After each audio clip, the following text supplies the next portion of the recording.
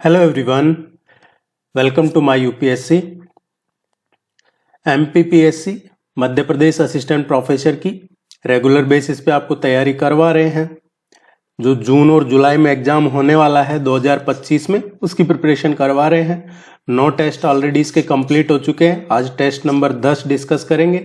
जिन्होंने test series join नहीं की है तो वेबसाइट विजिट करके टेस्ट सीरीज ज्वाइन कर लीजिएगा, या फिर इस नंबर पे कांटेक्ट करके भी आप टेस्ट सीरीज ज्वाइन कर सकते हैं, या फिर आपको कमेंट सेक्शन में या वीडियो के नीचे डिस्क्रिप्शन में लिंक मिल जाएगा। जनरल स्टडीज के जीके पेपर के लिए टेस्ट सीरीज ज्वाइन करते हैं, उसमें आपका जो सिलेबस है पूरे सिलेबस के कंप्लीट नोट्स मिलते हैं आपको, उसमें प्रोवाइड करवाए जाएंगे पूरे नोट्स आपको। अगर आप हिंदी मीडियम में ज्वाइन करते हैं तो हिंदी मीडियम में, इंग्लिश मीडियम में ज्वाइन करते हैं तो इंग्लिश मीडियम में नोट्स आपको सिलेबस के प्रोवाइड करवाए जाएंगे। जो भी करंट अफेयर्स वगैरह, आईसीटी, जो भी आपके सिलेबस में है, कंप्लीट नोट्स। दूसरा, इसमें सफिशिएंट प्रैक्टिस टेस्ट करवाए जाएंगे। मिनिमम 50 to 60 टेस्ट कम से कम आपको इसमें करवाए जाएंगे, और जैसे टाइम बचता है तो उसके अलावा फिर आगे भी आपको मिलते रहेंगे। 50-60 टेस्ट के अलावा इसमें कम से कम 15 to 20 टेस्ट आपको रिवीजन टेस्ट करवाए जाएंगे। रिवीजन के टेस्ट, जैसा ये 15 से 20 जो टेस्ट है, ये शुरू जब होंगे जब आपके एग्जाम में 1 महीना बाकी रहेगा, उस टाइम फिर ये रिवीजन टेस्ट आपको करवाए जाएंगे। फुल लेंथ टेस्ट आपको मिलते रहेंगे। टेस्ट सीरीज में आपको जो आपका यूनिट है, जैसे हिस्ट्री ऑफ मध्य प्रदेश हो गया या करंट अफेयर्स हो गया, कोई सा भी ले लीजिए आप, तो उन पे भी सेपरेट आपको कम से कम 2-3 टेस्ट सब्जेक्ट वाइज, जो आपका history, polity, geography, economy, art, culture, current affairs, इन पे भी कम से कम हर टॉपिक पे 2-3 टेस्ट आपको इसमें करवाए जाएंगे। टेस्ट सीरीज ज्वाइन करने से आपकी रेगुलरिटी बनी रहेगी। पिछली बार भी ये करवाया है हमने टेस्ट सीरीज, जो 2024 में 9 जून, 4 अगस्त और 17 सितंबर को एग्जाम हुआ है, और इसमें अच्छा पहली बार जनरल स्टडीज का पेपर कंसिडर किया गया था। तो एक एग्जाम में इसमें 32 का क्वेश्चन आए हैं, एक में 34 आए थे, एक में 38 क्वेश्चन हमारे कोर्स से इसमें पूछे गए थे। इस बार उम्मीद है कि सभी में, जो 2 फेज में होने वाला है, 40+ का टारगेट लेके चल रहे हैं। Let's begin. मध्य प्रदेश में बुंदेला विद्रोह कब घटित हुआ था? मध्य प्रदेश में बुंदेला विद्रोह ये कब घटित हुआ था? बुंदेला विद्रोह है 1842 में घटित हुआ था ये मध्य प्रदेश में। और ये बुंदेला विद्रोह 1842 में कहां से शुरू हुआ था? ये सागर से प्रारंभ हुआ था। और एक्चुअल में जो बुंदेला विद्रोह है, ये राजाओं, जमींदार, जागीरदार और जो सामंत हैं, उनका विद्रोह माना जाता है। इसमें मेनली जैसे राजा बखत बली थे, राजा परीक्षित थे, हृदय शाह लोधी, ढिल्लन, इन लोगों ने इसमें लीड किया था, इसलिए इसको राजा, जमींदार, जागीरदार, सामंतियों का विद्रोह माना जाता है। कला वीथिका कहाँ स्थित है? कला वीथिका है क्या? कला वीथिका एक संग्रहालय है, और ये संग्रहालय ग्वालियर में है, मध्य प्रदेश में। इसमें कई महान जो म्यूजिशियन हैं, संगीतकार, उन महान संगीतकारों के जो वाद्य यंत्र हैं, उनकी निजी वस्तुएं हैं, वो सुरक्षित रखी गई है। यहाँ पे कई भित्ति चित्रों के कई टुकड़े भी संरक्षित रखे गए हैं। ग्वालियर ऐसा स्थान है जहाँ पे कई महान संगीतकारों ने भी जन्म लिया है और जिनका पोषण राजाओं ने किया था। सी इसका करेक्ट आंसर है। जो आपको प्रैक्टिस टेस्ट मिलते हैं, इसमें कंप्लीट सिलेबस के नोट्स के अलावा आपको जो प्रैक्टिस टेस्ट है, ऑनलाइन टेस्ट दे सकते हैं आप, और उनका डिटेल सॉल्यूशन का पीडीएफ भी प्रोवाइड करवाया जाता है टेस्ट का। तो जो प्रैक्टिस टेस्ट है वो आपको हिंदी और इंग्लिश दोनों मीडियम में मिलते हैं। मध्य प्रदेश का पेंच राष्ट्रीय उद्यान विस्तृत है, ये कहां तक स्प्रेड है? जो पेंच नेशनल पार्क है, पेंच नेशनल पार्क है, ये सिवनी और छिंदवाड़ा तक इसका विस्तार है। कई बार पूछ लिया जाता है बांधवगढ़ राष्ट्रीय उद्यान, तो बांधवगढ़ राष्ट्रीय उद्यान कहाँ पे है? उमरिया में है बांधवगढ़ राष्ट्रीय उद्यान। हमसे कान्हा-किसली राष्ट्रीय उद्यान पूछ लिया जाता है, कान्हा-किसली कहाँ है? मंडला में है। तो ये आगे आपको धीरे धीरे सारे कंप्लीट करवा दिए जाएंगे जैसे जैसे टेस्ट करवाते जाएंगे। ये है, अभी हमने क्वेश्चन लिया है पेंच राष्ट्रीय नेशनल पार्क का, सिवनी और छिंदवाड़ा। माइक्रो कंप्यूटर में कौन सी व्यवस्था टेलीफोन से जोड़ती है? माइक्रो कंप्यूटर को कौन सी व्यवस्था है जो टेलीफोन से जोड़ती है? माइक्रो कंप्यूटर को टेलीफोन से जोड़ने के लिए मॉडेम का यूज किया जाता है। कंप्यूटर के जो डिजिटल संकेत हैं उनको एनालॉग में बदल के और टेलीफोन लाइन पे भेजता है फिर वो। तो माइक्रो कंप्यूटर को टेलीफोन से जोड़ते हैं मॉडेम, और ये फिर कंप्यूटर के जो डिजिटल सिग्नल है उनको एनालॉग सिग्नल में ट्रांसमिट करके और टेलीफोन लाइन पे इनको सेंड करता है। 39वें राष्ट्रीय खेलों का आयोजन कहां पर होगा? 39th जो नेशनल गेम है, 39वें राष्ट्रीय खेल, इनका आयोजन कहां पे होगा? देखिए, भारतीय ओलंपिक संघ ने अभी रिसेंटली ये अधिकार दिया है 39वें राष्ट्रीय खेलों के आयोजन का मेघालय को। मेघालय 39वें राष्ट्रीय खेलों का आयोजन 2027 में होगा।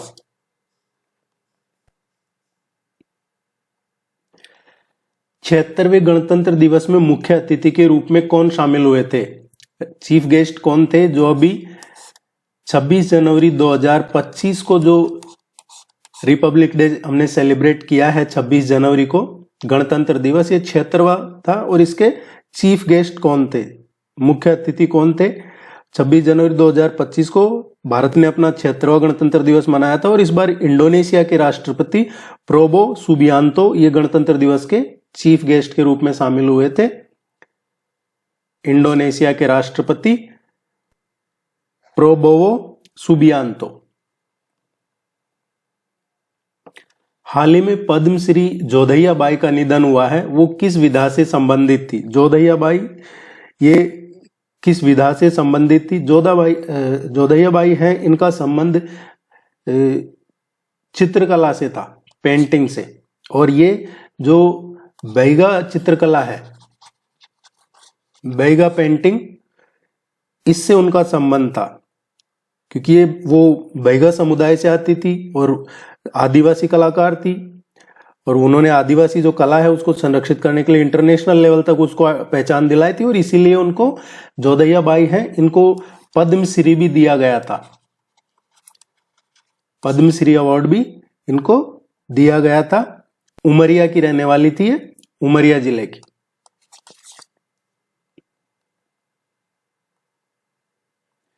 मध्य प्रदेश में वन विकास निगम की स्थापना कब की गई थी? जो फॉरेस्ट डेवलपमेंट कॉर्पोरेशन है, इसकी स्थापना मध्य प्रदेश में कब की गई थी? एफडीसी कब एस्टेब्लिश किया गया था मध्य प्रदेश में? उस टाइम पे मध्य प्रदेश अविभाजित था, मतलब छत्तीसगढ़ नहीं बना था उस टाइम पे जब इसकी स्थापना की गई थी। ये 1975 में इसकी स्थापना की गई थी। 1975 में, जुलाई 1975, 24 जुलाई 1975 को मध्य प्रदेश में फॉरेस्ट डेवलपमेंट कॉर्पोरेशन एस्टैब्लिश किया गया था, मध्य प्रदेश वन विकास निगम। ये क्वेश्चन कई बार एग्जाम में पूछा जाता है। मध्य प्रदेश में इमलिया और चकरिया खदान किस खनिज से संबंधित है? इमलिया और चकरिया जो माइंस हैं, ये कौन से मिनरल से रिलेटेड हैं, किससे संबंधित है ये खदानें? मध्य प्रदेश में ये सोने की खदानें हैं, गोल्ड माइंस हैं। और ये कौन सी है? इमलिया है। इमलिया कहां पे है? ये कटनी में है, ये कटनी में है। जबकि जो चकरिया है, चकरिया ये सिंगरौली में है। कहां पे है? सिंगरौली में है। इसके अलावा एक मझोली और है, मझोली, ये मझोली है सीधी में। तो ये तीनों ध्यान रखिएगा, इमलिया, चकरिया और मझोली, ये सोने से संबंधित खदानें हैं, कटनी, सिंगरौली और सीधी।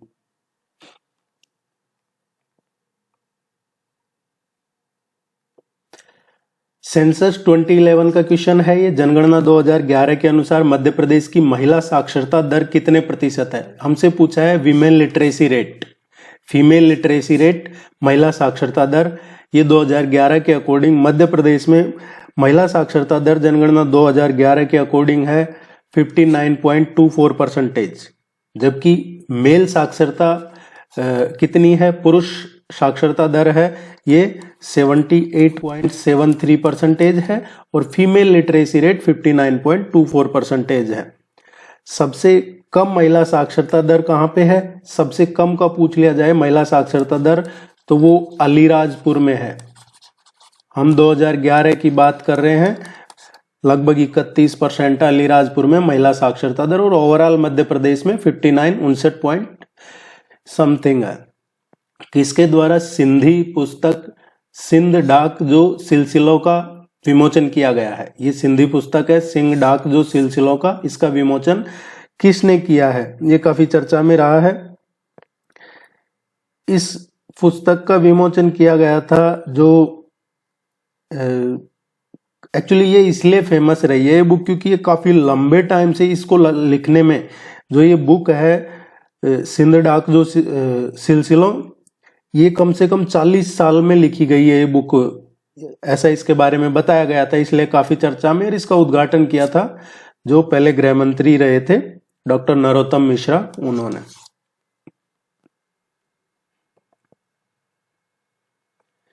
पीएम श्री योजना किस क्षेत्र से संबंधित है? पीएम श्री योजना ये काफी चर्चा में है। इसमें लगभग 14,500 जो पुराने स्कूल हैं उनका अपग्रेडेशन हो रहा है, और इन स्कूलों को नया रूप देकर जो स्मार्ट एजुकेशन से जोड़ा जा सके बच्चों को, इसलिए ये योजना शुरू की गई है। अभी थोड़े टाइम पहले शुरू किया गया था नेशनल एजुकेशन पॉलिसी 2020, उसी के तहत ये सब चीजें की जा रही है। उसमें जो घटक हैं राष्ट्रीय शिक्षा नीति में, उनमें से एक ये भी है कि आप स्मार्ट एजुकेशन से जोड़िए बच्चों को। तो ये पीएम श्री योजना का संबंध किससे है? शिक्षा क्षेत्र से है। मध्य प्रदेश सरकार द्वारा कितने आदिवासी विकास खंडों में सिकल सेल एनीमिया उन्मूलन कार्यक्रम चलाया जा रहा है? आदिवासी का पूछा है, कितने आदिवासी विकास खंडों में सिकल सेल एनीमिया उन्मूलन कार्यक्रम चलाए जा रहे हैं? देखिए, सिकल सेल दिवस कब मनाया जाता है? वर्ल्ड सिकल सेल डे मनाया जाता है। ये विश्व सिकल सेल दिवस ये 15 जून को मनाया जाता है। कब? 15 जून को मनाया जाता है। और मध्य प्रदेश में झाबुआ और अलीराजपुर में सिकल सेल एनीमिया परीक्षण, मतलब इसका जो स्क्रीनिंग है, इसका सक्सेसफुल प्रयोग भी हुआ है, और उसके बाद में कई आदिवासी बहुल क्षेत्र हैं उनमें शुरू किया गया है। और पिछले 3 साल में इसमें 89 विकास खंड है। और जैसे जन्म हो गया वहां से और 40 साल तक, जन्म हुआ वहां से और 40 साल तक के लगभग 1 करोड़ लोगों की जांच का टारगेट रखा गया है। इसमें 89 विकास खंड, अभी तक 89 टोटल ब्लॉक्स को में चलाया जा रहा है।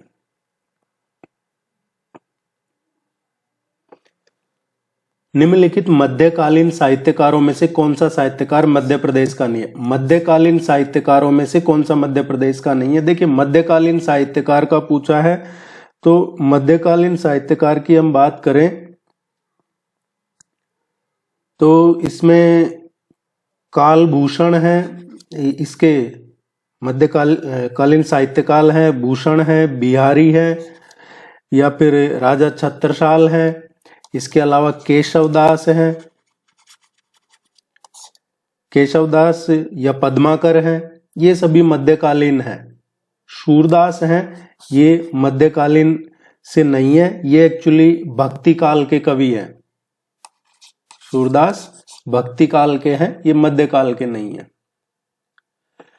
जनगणना 2011 के अंतिम आंकड़ों के अनुसार मध्य प्रदेश का सर्वाधिक साक्षर जिला कौन सा था? 2011 की जनगणना के अकॉर्डिंग मध्य प्रदेश का सबसे साक्षर जिला कौन सा है, ये पूछा गया है। मध्य प्रदेश में साक्षरता दर है, साक्षरता दर मध्य प्रदेश की ओवरऑल 69.39% रही है साक्षरता दर। 2001 में ये 63.7% थी। कब? 2001 में। और ये है 2011 की, 2011 की। इसमें सर्वाधिक जो साक्षरता दर रही है ये जबलपुर है, इसमें जिला पूछा है जबलपुर की, जबकि इसमें सबसे कम रही है अलीराजपुर की।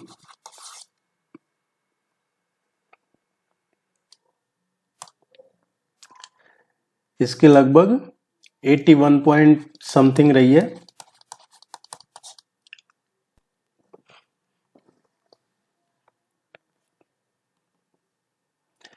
मध्य प्रदेश के प्रथम मुख्यमंत्री श्री रविशंकर शुक्ल थे, जो मात्र 2 महीने मुख्यमंत्री रहे। इसके बाद उनके बाद कौन मुख्यमंत्री बने हैं, ये पूछा है कि जो पहले मुख्यमंत्री थे इनके बाद में दूसरे मुख्यमंत्री चीफ मिनिस्टर कौन बने हैं दूसरे।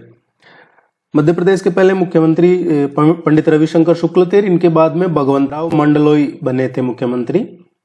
श्री भगवंतराव मंडलोई ये मुख्यमंत्री बने थे। इनका निर्वाचन क्षेत्र है जो खंडवा था, और ये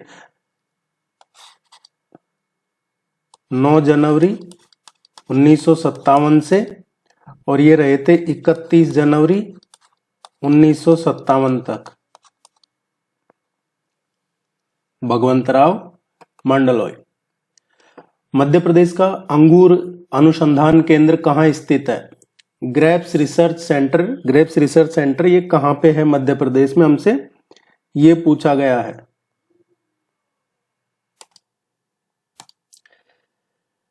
ग्रेप्स रिसर्च जो सेंटर है मध्य प्रदेश में, ये रतलाम में है। कहाँ है? रतलाम में है national grapes research centre. Soybean research centre की बात करें तो सोयाबीन का इंदौर में है। जो पैडी राइस रिसर्च सेंटर है ये बड़वानी में है। कॉटन का खरगोन में है। National grapes research centre Ratlam में है। मेज और वीट का है ये जबलपुर में है। इसके अलावा एग्रीकल्चर इंजीनियरिंग कॉलेज है, वो भी जबलपुर में। हॉर्टिकल्चर कॉलेज का पूछा जाता है तो मंदसौर में है।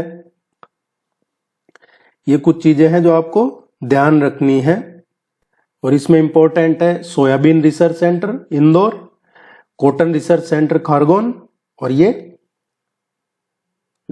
अंगूर अनुसंधान केंद्र रतलाम। अगर आपने अभी तक इसको चैनल को सब्सक्राइब नहीं किया है तो प्लीज आपसे रिक्वेस्ट है इसको सब्सक्राइब करके सपोर्ट कीजिएगा। आपको रेगुलर नोटिफिकेशन मिलते रहेंगे। वीडियो को भी लाइक कर दीजिएगा। मध्य प्रदेश राज्य का सबसे बड़ा औद्योगिक केंद्र कौन सा है? इंडस्ट्रियल सेंटर का पूछा है। मध्य प्रदेश का सबसे बड़ा इंडस्ट्रियल सेंटर पीथमपुर है। मध्य प्रदेश में औद्योगिक क्षेत्र है पीथमपुर, और ये कहां पे है? धार जिले में है। धार जिले में है। भारत का इसको डेट्रॉइट भी कहा जाता है।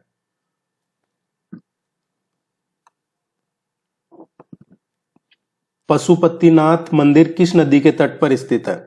पशुपतिनाथ मंदिर है ये। पशुपतिनाथ टेम्पल कौन सी कहां पे लोकेटेड है? किस नदी के किनारे पे है ये? मंदसौर जिले में है। काफी प्राचीन मंदिर है ये।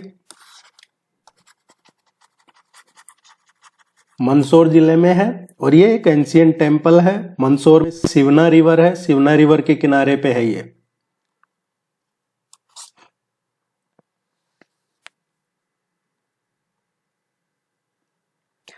शक्कर नदी किसकी सहायक नदी है? शक्कर रिवर है ये किस रिवर की ट्रिब्यूटरी है? शक्कर नदी है, इसका उद्गम सिवनी जिले से होता है। ये कहां से ओरिजिनेट होती है? सिवनी जिले से ओरिजिनेट होती है, और ये नर्मदा की सहायक नदी है। नर्मदा की जो टोटल 40+ ट्रिब्यूटरीज है उनमें से एक ट्रिब्यूटरी शक्कर नदी भी है, और ये सिवनी से इसका उद्गम होता है। एक साइबर अपराधी या पेट परीक्षक अतिरिक्त डेटा का उपयोग करता है जो निम्नलिखित में से किस हमले में सिस्टम को तोड़ने के लिए गतिविधियों के लिए मेमोरी में कुछ विशेष निर्देशों को संग्रहित करता है? देखिए, अतिरिक्त डेटा जिसमें कार्यों के लिए मेमोरी में कुछ स्पष्ट डायरेक्शन हो, कुछ विशिष्ट निर्देश होते हैं, उन्हें बफर ओवरफ्लो हमले में सिस्टम को क्रैश करने के लिए साइबर अपराधी हैं या उसका यूज करते हैं। ये किस में करते हैं? बफर ओवरफ्लो में। जो अतिरिक्त डेटा है, अतिरिक्त डेटा में जिसमें काम करने के लिए मेमोरी में कुछ स्पेशल डायरेक्शन होते हैं, उन्हें बफर ओवरफ्लो हमले में सिस्टम को क्रैश करने के लिए जो साइबर क्रिमिनल है वो भेजते हैं, इसका यूज करते हैं।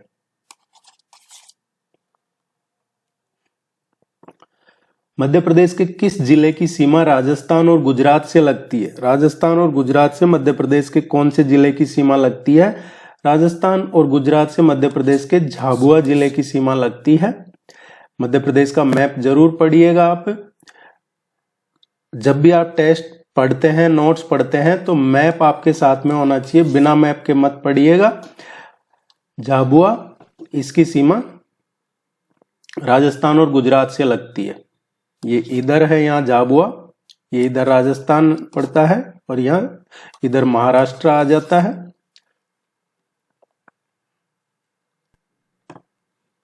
देवारण्य योजना किस वर्ग से संबंधित है? देवारण्य योजना है, इसका संबंध किस वर्ग से है?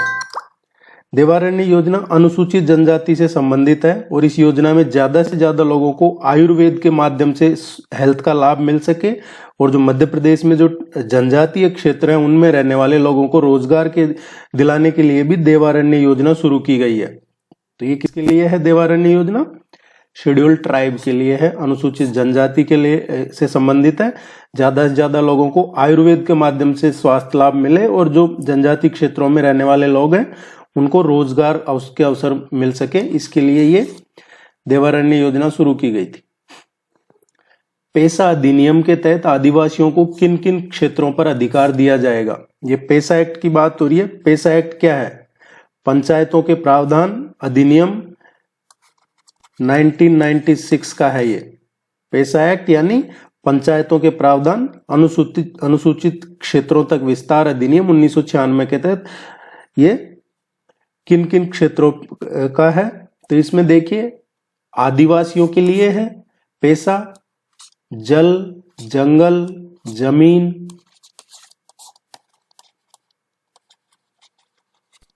All of the above. तो ये तीनों ही इसका सही है, डी इसका करेक्ट आंसर आएगा। ठाकुर रणमत सिंह ने स्वतंत्रता के लिए संघर्ष कहां पर किया था? ठाकुर रणमत सिंह ने स्वतंत्रता के लिए कहां पे संघर्ष किया था, ये पूछा गया है। ये महाकौशल जो विंध्य क्षेत्र है वहां से स्वतंत्रता के लिए संघर्ष किया था इन्होंने। ठाकुर रणमत सिंह महाकौशल विंध्य क्षेत्र मतलब रीवा। आपके एग्जाम में 50 क्वेश्चन आते हैं। जनरल स्टडीज का जीके का जो पेपर लगता है उसमें 50 क्वेश्चन आते हैं और एक क्वेश्चन 4 नंबर का होता है, टोटल 200 के आते हैं। इसमें नेगेटिव मार्किंग नहीं होती है और आपको जो टेस्ट करवाए जाते हैं टेस्ट में भी सभी टेस्ट में आपको 50 क्वेश्चन ही करवाए जाते हैं। लेटराइट मृदा राज्य के किस जिले में पाई जाती है? लेटराइट सॉइल की बात हो रही है। लेटराइट सॉइल मध्य प्रदेश के कौन से डिस्ट्रिक्ट्स हैं जहां पे पाई जाती है? So laterite soil is found in Chhindwara, Balaghat and Betul district. Chhindwara, Balaghat और बैतूल जिले में लेटराइट मृदा पाई जाती है। वाईफाई हैकिंग की प्रक्रिया में आमतौर पर निम्नलिखित में से किसका यूज किया जाता है? वाईफाई हैकिंग की जो हैकिंग किया जाता है उसमें किसका यूज लिया जाता है? देखिए वाईफाई हैकिंग के लिए एक लिनक्स बेस्ड ऑपरेटिंग सिस्टम है, जैसे पैरट, कली इनमें उपलब्ध होता है। इसका आमतौर पे जो उपभोग करता है उसके द्वारा वाईफाई नेटवर्क को हैक करने के समय या उसको कहीं नेटवर्क में कमजोरियां खोजने के लिए यूज किया जाता है। नेटवर्क में जो डेटा पैक है उसकी निगरानी करते हैं, वो आपका वाईफाई डेटा पैक है उसकी निगरानी करता है और ये एक फिर लिनक्स बेस्ड सॉफ्टवेयर प्रोग्राम है उसका यूज किया जाता है। उसको कहते हैं एयरक्रैक एनजी। एयरक्रैक एनजी है एक तरीके का सॉफ्टवेयर प्रोग्राम है जो लिनक्स बेस्ड ऑपरेटिंग सिस्टम में ये उपलब्ध होता है। मध्य प्रदेश साहित्य परिषद की स्थापना किस शहर में की गई थी? मध्य प्रदेश साहित्य परिषद की स्थापना, ये पहले इसका मुख्यालय मध्य प्रदेश साहित्य परिषद है, इसका मुख्यालय पहले नागपुर हुआ करता था, लेकिन बाद में जब मध्य प्रदेश की स्थापना हुई तो फिर इसका मुख्यालय नागपुर से भोपाल कर दिया गया था और इसकी स्थापना हुई थी 1954 में।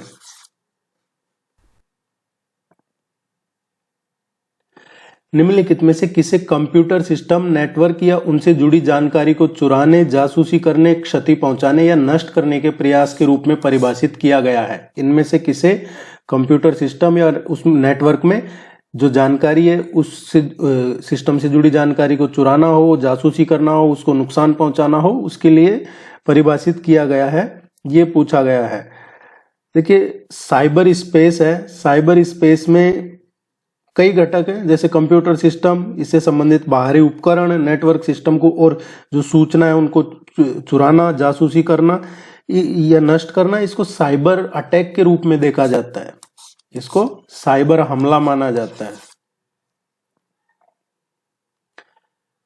त्रिपुरी में निम्नलिखित में से किसके सिक्के मिले हैं? त्रिपुरी में किसके सिक्के मिले थे? इनमें से कॉइन्स, सातवाहन राजवंश था।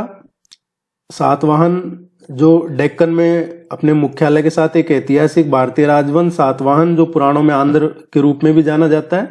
आंध्र प्रदेश, तेलंगाना और महाराष्ट्र में अधिकांश जो आधुनिक अभी राज्य हैं, इनमें सातवाहन राजशाही थी।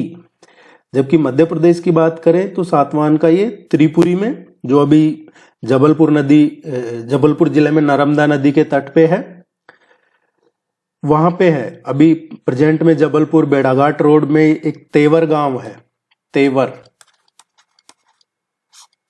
तेवर गांव है ये, जिसको प्राचीन त्रिपुरी कहा जाता है, और ये जबलपुर डिस्ट्रिक्ट में है।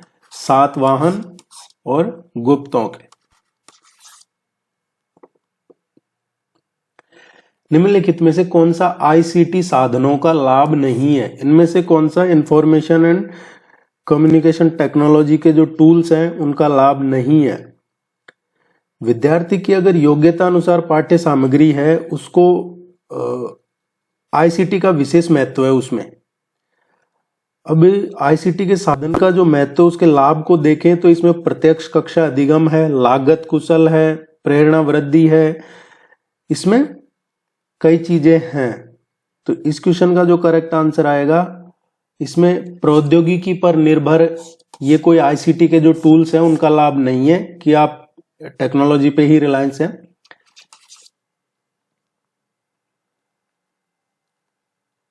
हाल ही में मध्य प्रदेश के किस जिले की बैगा जनजाति को कम्युनिटी हैबिटेट राइट्स मिला है? Community habitat rights Madhya Pradesh के कौन से जिले की है? ये बैगा जनजाति, इनको मिला है।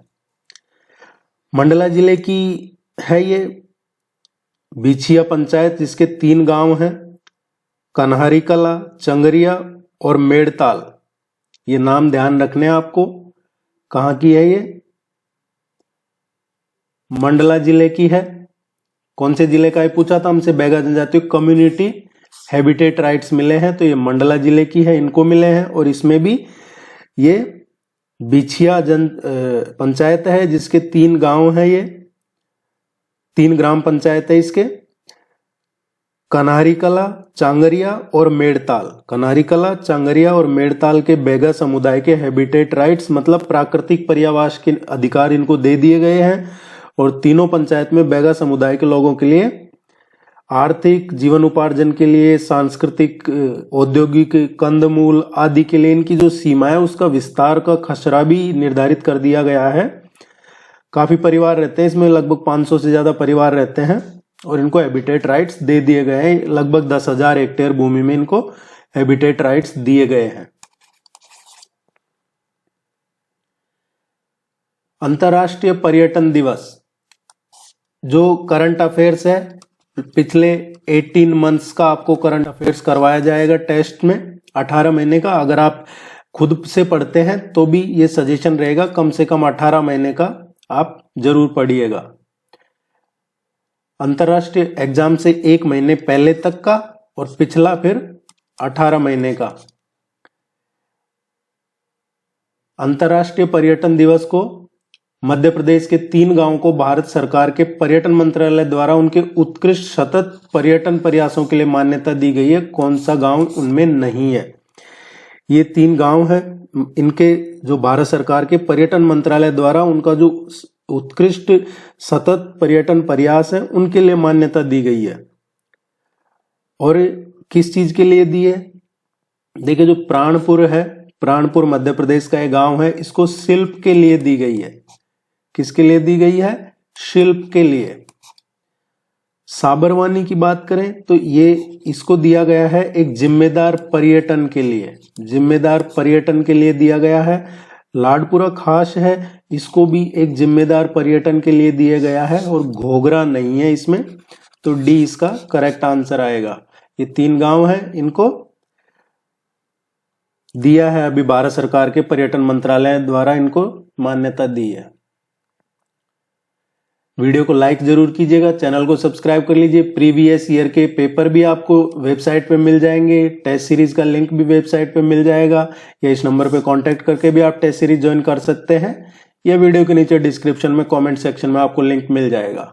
Which of the following from Madhya Pradesh received the prestigious prime ministers national child award for 2024? Madhya Pradesh में निम्नलिखित में से किसने 2024 के लिए प्रतिष्ठित प्रधानमंत्री राष्ट्रीय बाल पुरस्कार प्राप्त किया है?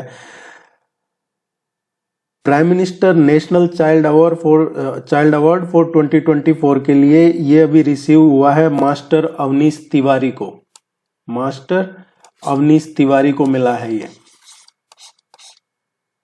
ए इसका करेक्ट आंसर है। All the very best, good luck, thank you very much. जाते जाते वीडियो को लाइक कीजिएगा, चैनल को सब्सक्राइब कीजिएगा, आपका सपोर्ट बना रहे। Thank you.